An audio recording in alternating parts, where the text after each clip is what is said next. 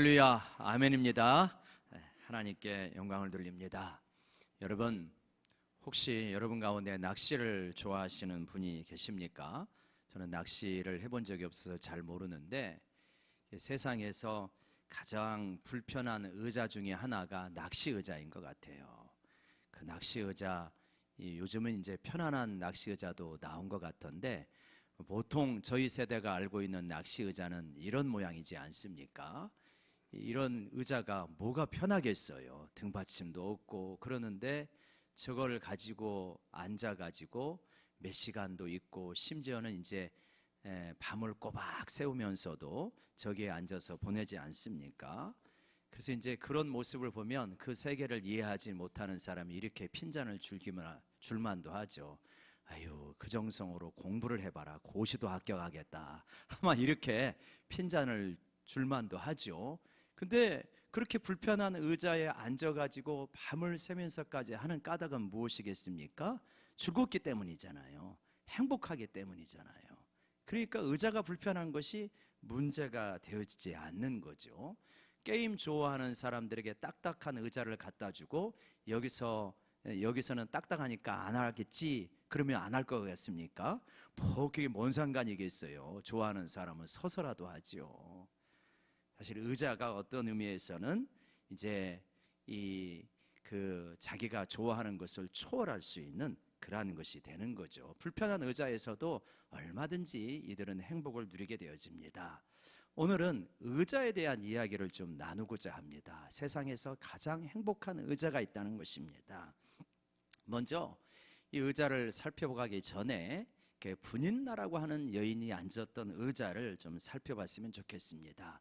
사무엘상 1장 1절에 보면 에브라임 산지에 엘가나라고 하는 사람이 살고 있습니다. 근데 이 엘가나가 부인이 둘 있어요. 지난주에도 부인이 둘 있는데 이번 주에도 부인이 둘 있는 이야기가 나옵니다.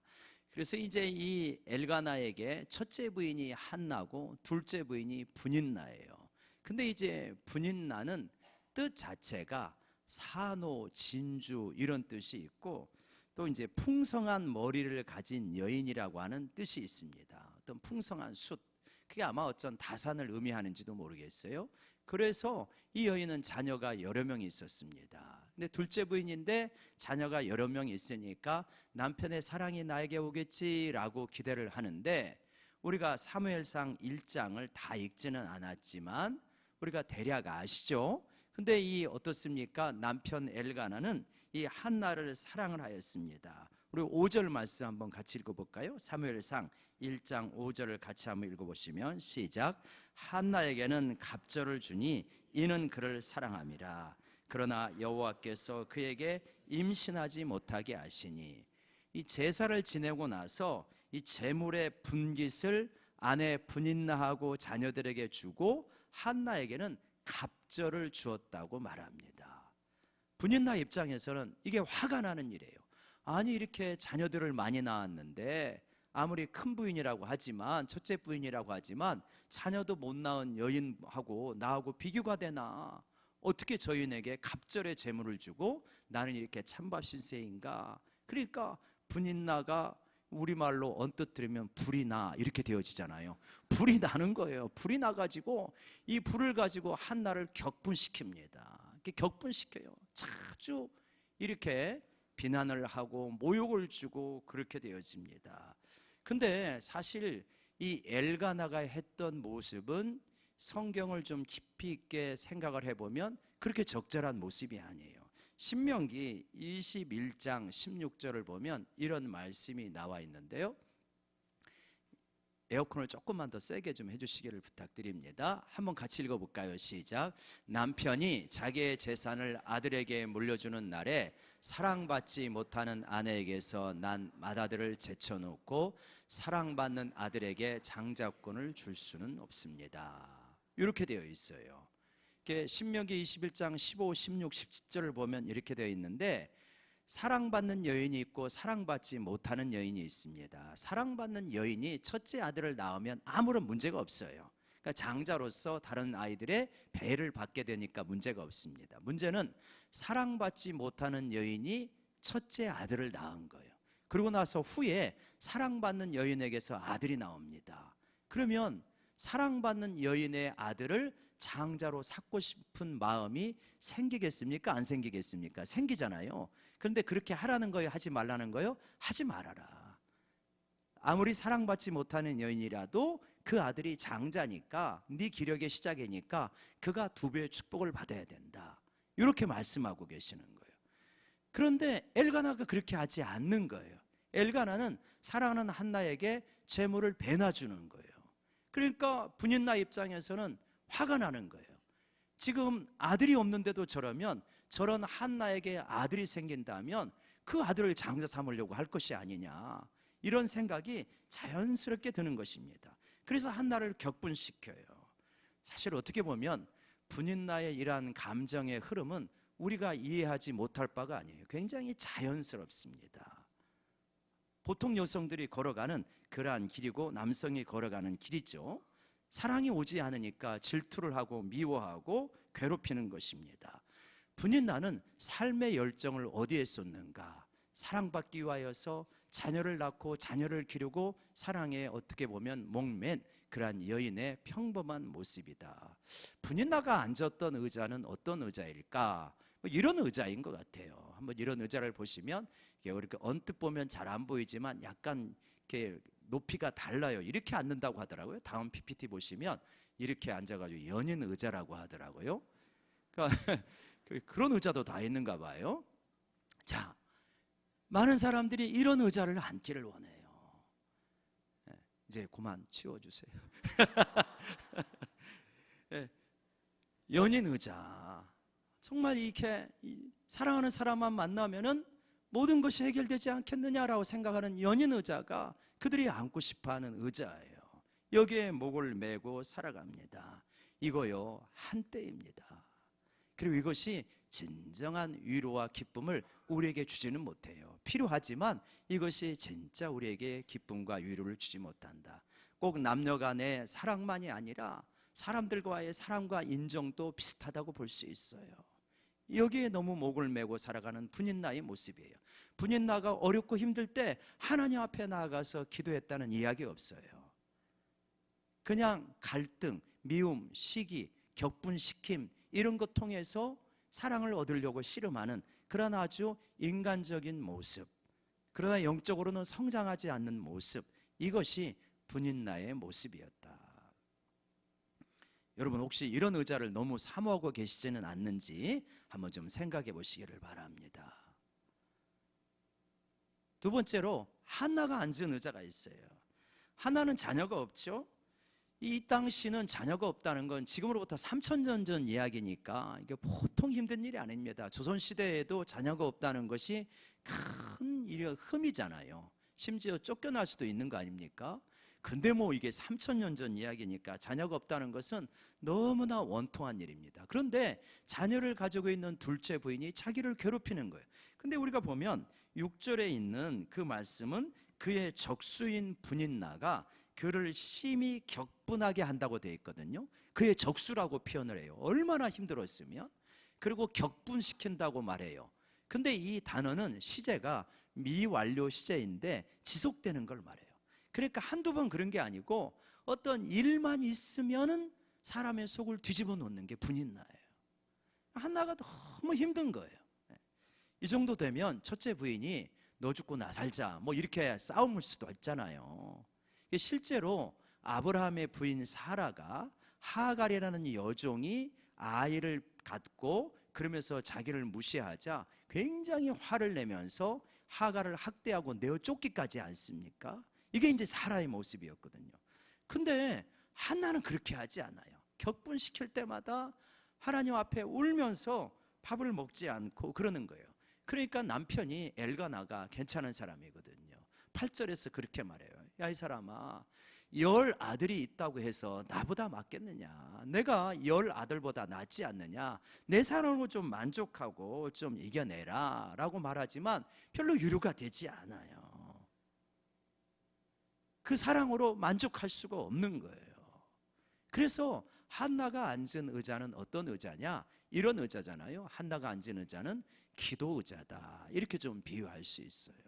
여러분, 옛날에는 우리는 사실 우리 마음을 쏟아놓고 기도할 때는 이러한 그 장의자에 앉아서 기도하면 좀 덜 되지 않습니까?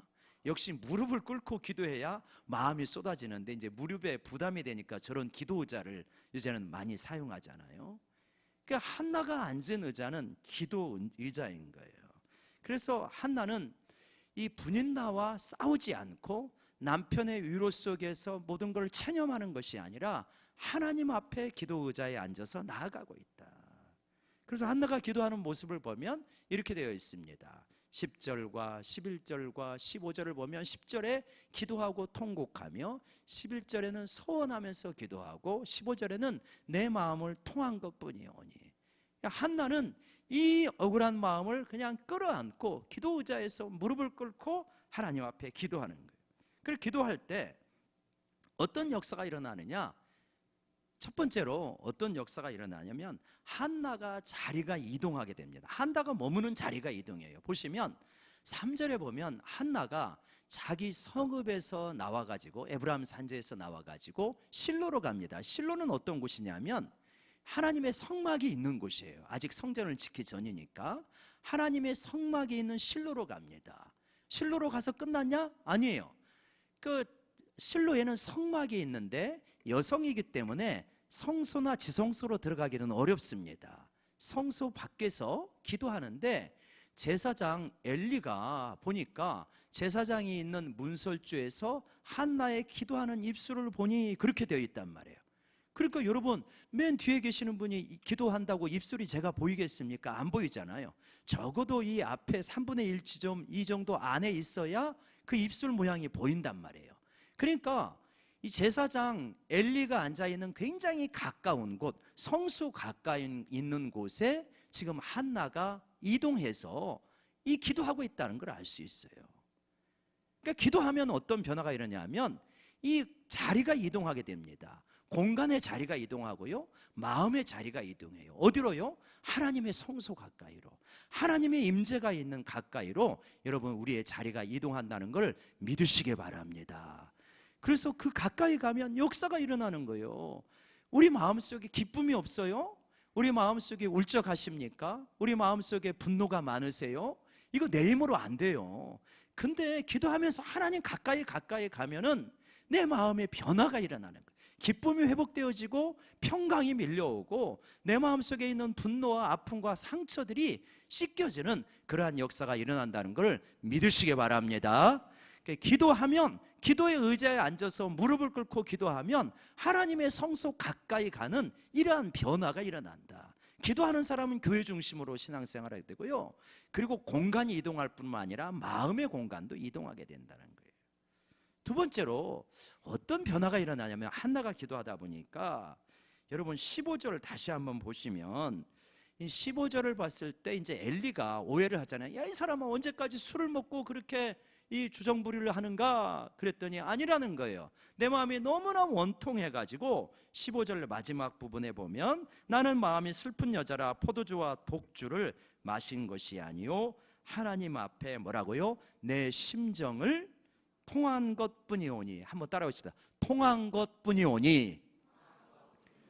이 통한 것뿐이라고 하는 것은 원래 단어는 이렇게 쏟아붓는다는 뜻이에요. 내 마음을 토해내온 것뿐입니다. 근데 그 번역을 굳이 우리 개역 성경에서는 통하였다는 번역을 했어요. 왜요? 어떤 여기에 중의적인 의미를 담고 싶어 했어요. 이렇게 자기가 억울하고 분해가지고 하나님 앞에 내 마음을 이렇게 토해 놓다 보니까 하나님하고 나하고 통하더라. 그래서 하나님의 마음이 느껴지더라는 거예요. 기도하는 분들은 이렇게 느껴지는 거예요, 하나님의 마음이. 그러니까 한나는 자기 자식이 없고 둘째 부인에게 서러움을 당해서 너무 한이 맺힌 여인이에요.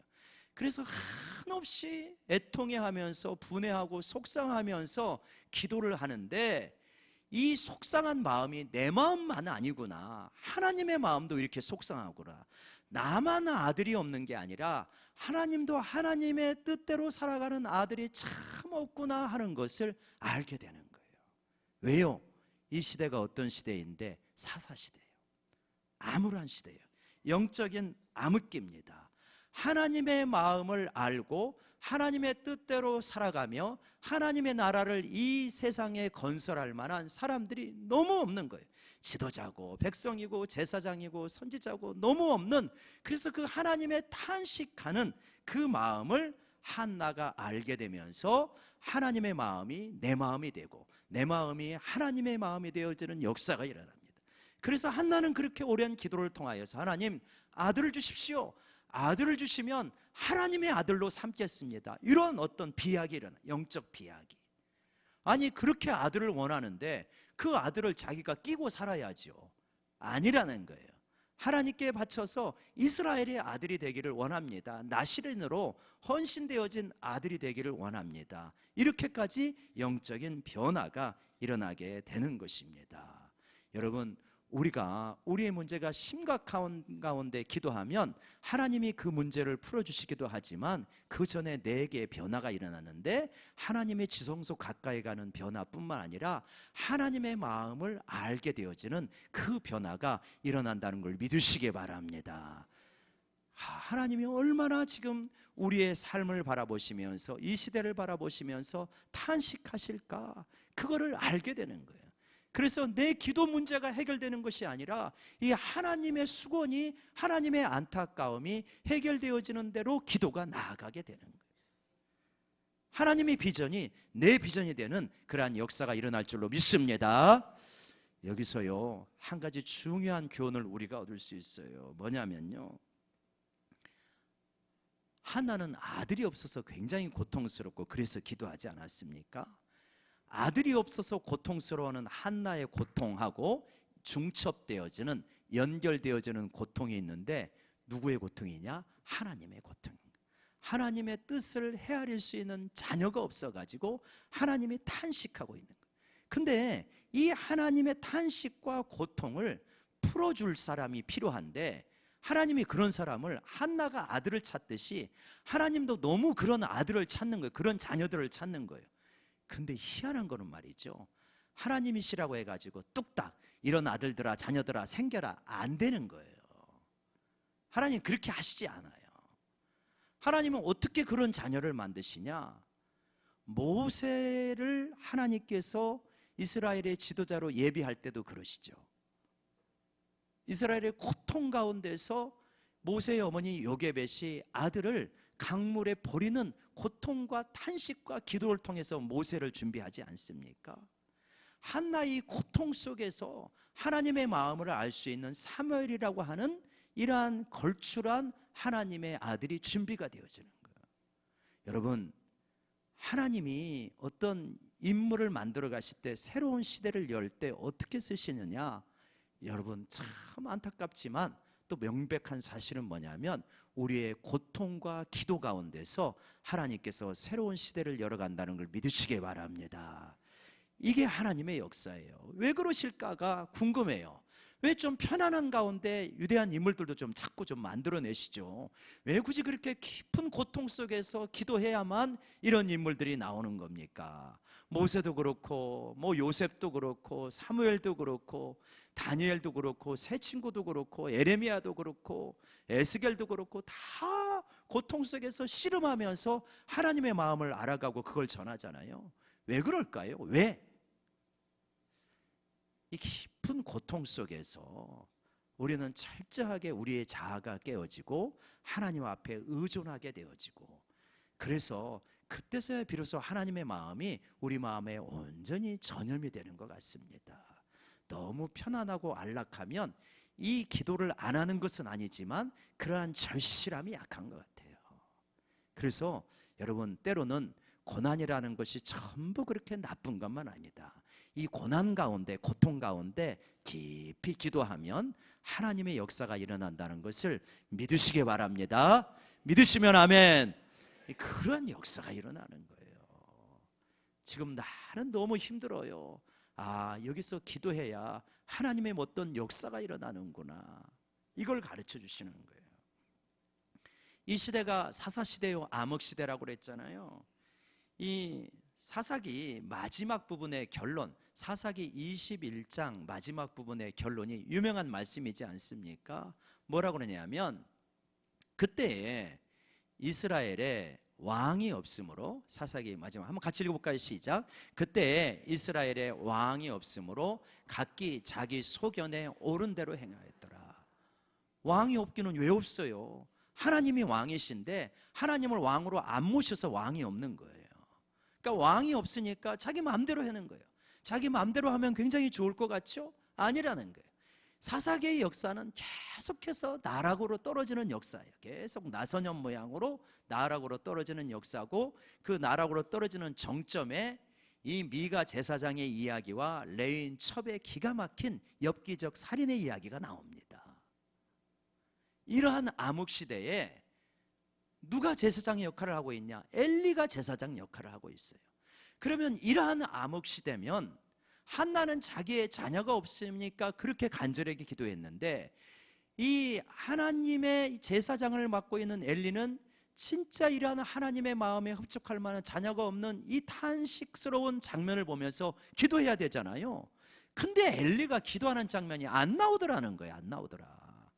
엘리는 주로 어떤 의자의 삶을 살고 있느냐?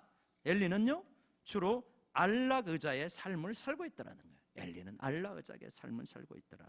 한번 보세요. 9절에 보면, 9절에 우리가 읽은 거 보면은 그들의 실로에서 먹고 마신 후에 한나가 일어나니 그때 제사장 엘리는 여호와의 전 문설주 옆 의자에 앉아 있었더라.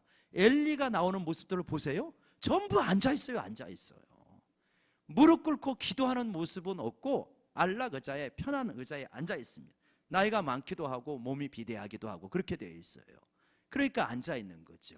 근데 단순하게 앉아 있었다, 나이가 많아서 앉아 있었다는 의미가 아니라 영적으로 굉장히 둔하고 안일하다는 의미를 담고 있어요. 앉아 있다는 것이 영적으로 민감하지 못해요. 어느 정도 민감하지 못하냐? 한나가 너무 괴로워가지고 이 탄식도 제대로 못하고 입술만 달싹달싹하면서 기도하는데, 엘리는 그러는 거예요.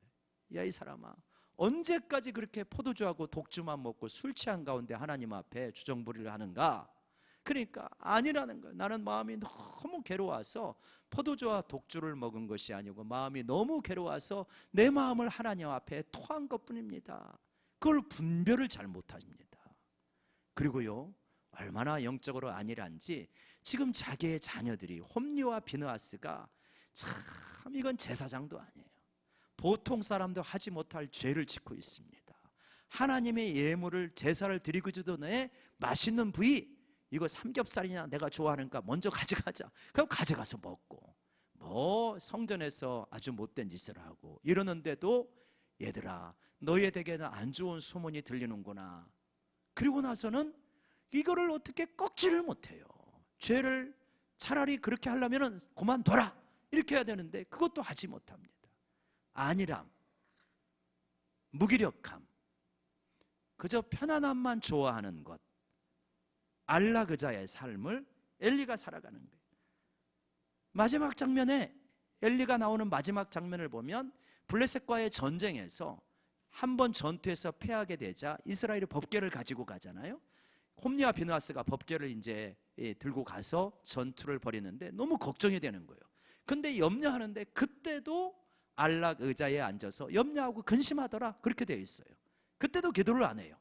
너무나 절박한 순간인데도 기도를 안 하고 안락 의자에 앉아서 염려하고 근심만 하는 거예요. 그 결과가 어떻게 되더라? 사무엘 4장 18절에 보면 안락 의자를 좋아했던 그의 삶의 결과가 나오는데요, 같이 한번 읽읍시다. 시작. 하나님의 괴를 말할 때 엘리가 자기 의자에서 뒤로 넘어져 문 곁에서 목이 벌어져 죽었으니 나이가 많고 비대한 까닭이라. 그가 이스라엘의 사사가 된 지 40년이었더라. 예, 그렇게 좋아했던 안락 의자에서 너무나 놀라가지고 뒤로 넘어져서 목이 부러져 죽게 되어지는 것입니다. 안락함을 좋아하다가 정말 이렇게 비참한 죽음을 그 안락 의자에서 당하게 되는 거예요. 얼마나 가슴이 아픕니까? 지금 혹시 우리의 삶에서 기도 의자에 정말 이렇게 무릎을 꿇고 부르짖어야 되는데 편안함이 좋고 또 뭔가 마음이 식어서 안락 의자에만 앉아 있는 것이 좋으시다면 엘리로부터 교훈을 받는 우리 모두가 되기를 원합니다. 내가 지금은 안락 의자에 앉아 있을 때가 아니구나. 지금은 기도해야 될 때구나. 하나님 앞에 씨름해야 될 때구나. 그러면서 다시 기도의 자리를 회복하셔야 됩니다. 그런데 이렇게 기도를 하는데 기도하다가 쉽게 중단이 되어져요. 왜냐하면 그 이유 중에 하나가, 기도하다가 중단되어지는 이유 중에 하나가, 기도했더니 바로바로 어떤 결과들이 보이더라, 응답이 보이더라 하면 신나서 계속 기도하죠. 별로 응답이 안 보이는 것 같으니까. 그러니까 기도하다가 중단되는 경우들이 너무 많은 거예요. 제가 두 사람의 이야기를 통하여서 기도 응답은 즉각적으로 오는 게 아니더라 라고 하는 말씀을 드리고자 합니다.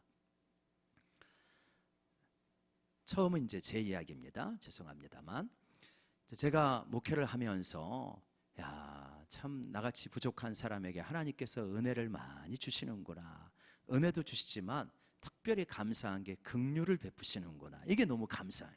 하나님이 저에게 긍휼을 참 이렇게 베풀어 주시는 게 너무 감사한 거예요. 그래서 왜 이렇게 긍휼을 베푸시나 이렇게 생각을 해봤어요.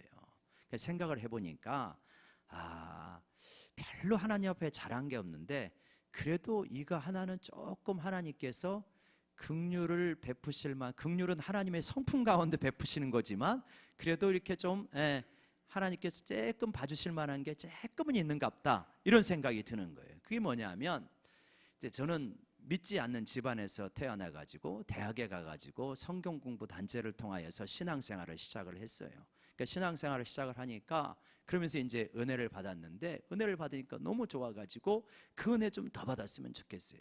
근데 이제 신앙생활을 할 때 그렇게 뭐 요동함이 없이 신앙생활하는 분도 있겠지만 보통은 좀 요동함이 있잖아요.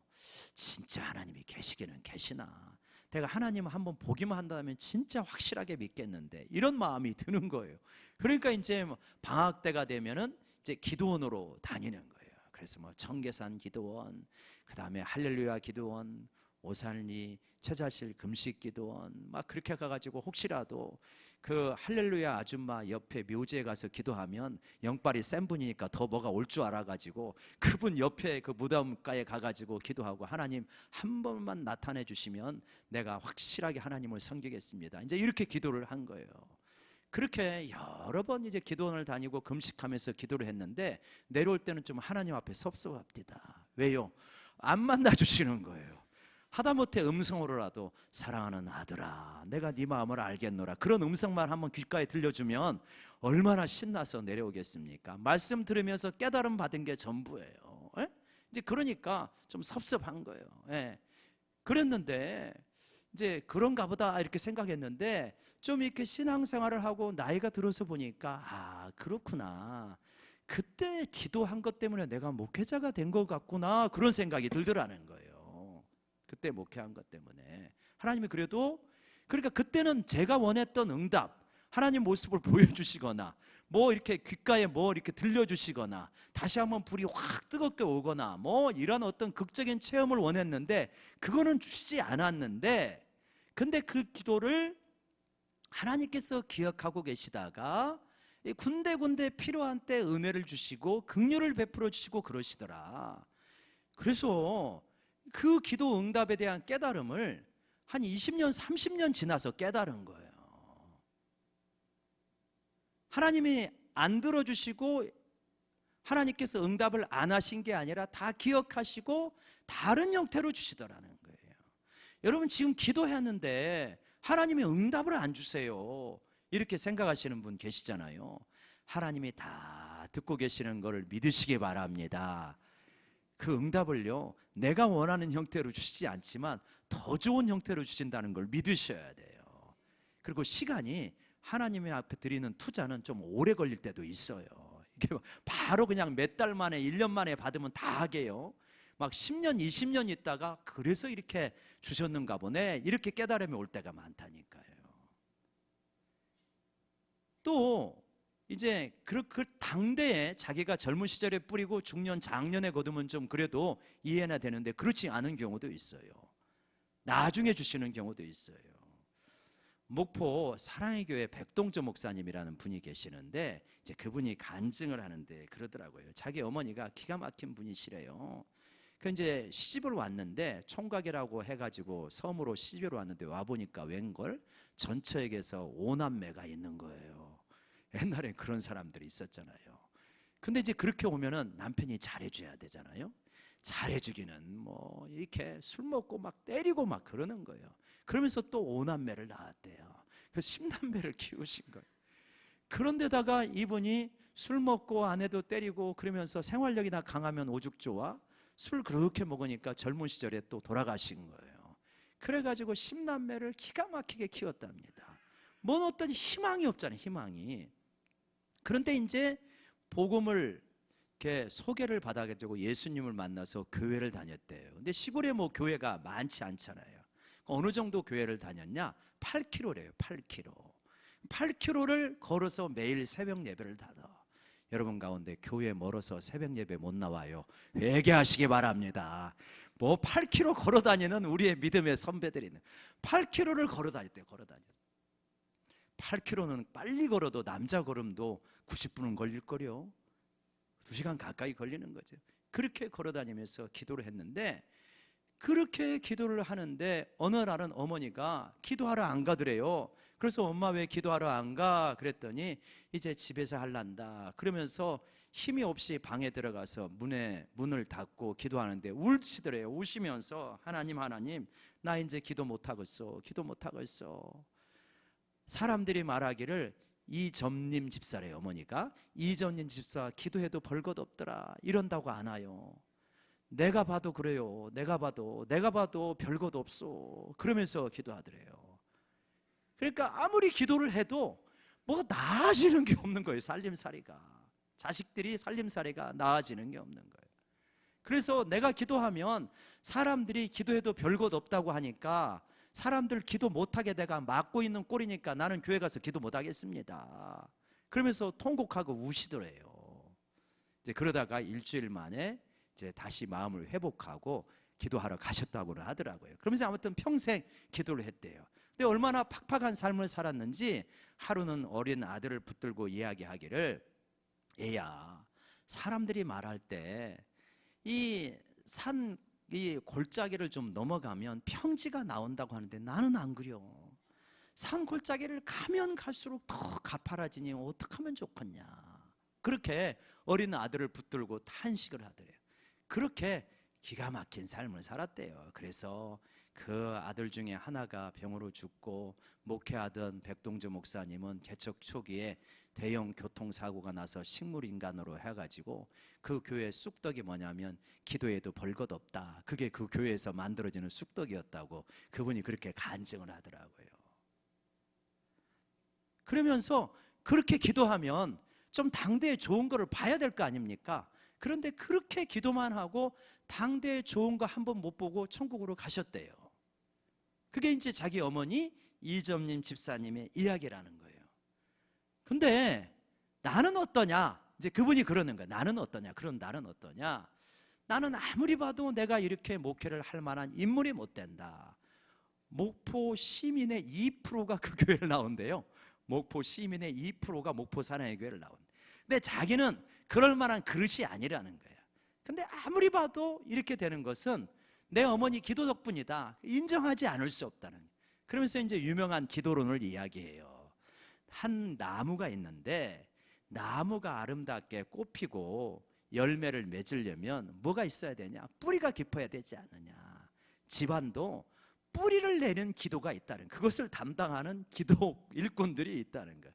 뿌리를 내리는 기도 일꾼들. 그래서 자기는 생각해 볼 때 우리 어머니 이점년 집사님은 뿌리 내리는 기도 일꾼이었고 나는 그 뿌리에서 나온 싹 가지 꽃피고 열매를 맺는 이 열매는 내가 따먹고 있더라. 이거 나는 하나님 앞에 이거를 인정하지 않을 수 없다. 이제 그런 식으로 간증을 하시더라고요. 여러분, 우리 기도하다가 자칫하면 중단되기 쉽잖아요. 왜요? 기도했는데 이 평지가 안 되니까. 기도했는데 빨리 환경이 바뀌지 않으니까. 기도해도요, 하나님 다 보고 계셔요. 지금 응답 안 되는 것 같아도. 그래서 한참 지나고 보니까 하나님이 응답하신 거네. 또 어떤 분은요, 부지런히 지금 이렇게 큰 나무에 뿌리를 내리는 기도를 하고 계신다는 것을 믿으시기 바랍니다. 그래서요, 그 나무에서 이 가지가 자라고 꽃이 피고 열매가 무성하게 맺히는 그러한 역사가 일어나게 되는 것입니다. 여러분, 저는 세 개의 의자를 말씀을 드렸어요.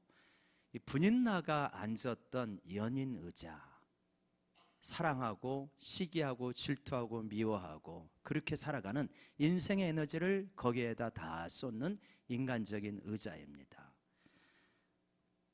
기가 막힌 상황 속에서 사람하고 다투거나 사람의 위로에 만족하지 아니하고 무릎을 꿇고 하나님 앞에 기도했던 한나가 앉았던 기도 의자, 그리고 영적인 암흑시기인데 너무나 둔감하여서 안락 의자만 좋아하다가 안락 의자에서 뒤로 넘어진 그러한 또 엘리의 모습을 말씀을 드렸습니다. 여러분, 우리가 어떤 의자에 앉아야 되겠습니까? 여러분, 하나님 앞에서 기도의 무릎 의자에 앉아서 하나님 앞에 기도하는 우리 모두가 되기를 원합니다. 기도하면요, 하나님께서 우리 마음에 오셔요. 사실은 우리가 하나님 앞에 가까이 가는 거예요. 하나님이 가까이 오셨는데 못 느끼던 것이 느껴지는 거죠. 하나님이 지성소로 가까이 가니까 내 마음이 바뀌는 거예요. 내 마음에 있는 그 슬픔이 사라지고 분노와 상처와 쓴뿌리가 사라지고 하나님의 마음이 오면서 야, 참 험한 거 붙들고 오래 살았구나, 이렇게 깨달아지는 거예요. 머리로 깨달아지는 게 가슴으로 깨달아지는 거예요. 하나님이 이렇게 사랑하시는데 왜 그렇게 사람에게 매이고 돈에 매여서 살았을까? 이거 뭐 몰라서 안 됩니까? 가슴으로 안 오니까 그런 거죠. 근데 기도하면 이것이 가슴으로 오고 하나님이 참 좋으신 분이구나, 이걸 알게 되는 거예요. 그리고는 어떻게 되어지냐? 환경이 바뀌는 거예요. 하루아침에 바뀔 수도 있지만 대부분 좀 시간을 두면서 바뀌게 되어집니다. 근데 내 마음이 바뀌었기 때문에 그걸 인내할 수 있는 힘이 있어요. 하나님이 기도할 때 그런 힘을 주시는 겁니다. 여러분, 하나님은 오늘 우리를 하여금 또 기도 의자에 앉아서 무릎을 꿇고 나에게 나와라. 새벽에, 금요일에, 산상 기도회에, 개인 기도회에, 그 자리에서 나를 만나자고 오늘도 초청하십니다. 여러분, 가장 행복한 의자가 기도 의자라는 걸 믿으시기 바랍니다. 그 의자에 앉아있는 우리 모두가 되기를 주의 이름으로 축원합니다. 기도하겠습니다.